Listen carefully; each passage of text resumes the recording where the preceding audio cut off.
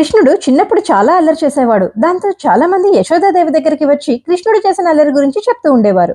ఒకరోజు కృష్ణుడు చేసిన అల్లరి మితిమీరిపోవడంతో యశోదాదేవి కృష్ణుడికి ఎలా అయినా బుద్ధి చెప్పాలి అనుకుంటుంది. దాంతో కృష్ణుడు దదీపండన్ అనే ఒక కుమ్మరివాడి ఇంట్లోకి వెళ్లి ఒక పెద్ద కుండలోకి దూరి దాక్కుంటాడు. యశోదాదేవి దదీపండన్ ఇంటికి వచ్చి కృష్ణుడిని వెతుకుతూ ఉంటుంది. అప్పుడు దదీపండన్ కృష్ణుడు దాక్కున్న కుండ మీద కూర్చుని ఉంటాడు. దాంతో యశోదాదేవి ఆ ఒక్క కుండ తప్ప మిగిలిన అన్ని కుండలను వెతికి కృష్ణుడు లేడనుకుని వెళ్లిపోతుంది. కుండలో ఉన్న కృష్ణుడు బయటకి వచ్చి నన్ను కాపాడినందుకు ధన్యవాదాలు, ఇక్కడ ఇరుగ్గా ఉంది, నన్ను బయటకు తీయండి అని అడుగుతాడు. కానీ దదీపండన్ మాత్రం నిన్ను కాపాడాను కదా, నువ్వు నాకు ఒక మాట ఇస్తేనే నేను బయటకు తీస్తాను అంటాడు. దాంతో కృష్ణుడు సరే మాట ఇస్తున్నాను అంటాడు. అప్పుడు దదీపండన్ కృష్ణ, నువ్వు చిన్నపిల్లాడిలా కనిపించినా నువ్వు సాక్షాత్తు భగవంతుడు అని నాకు తెలుసు, నాకు మోక్షాన్ని ఇవ్వు అని అడుగుతాడు. సరే, మా అమ్మ నుండి నన్ను కాపాడినందుకు నీ ఒక్కడికే కాదు ఈ కుండకి కూడా మోక్షాన్ని ఇస్తున్నాను అని చెప్పి కృష్ణుడు వెళ్ళిపోతాడు. Like and subscribe for more videos.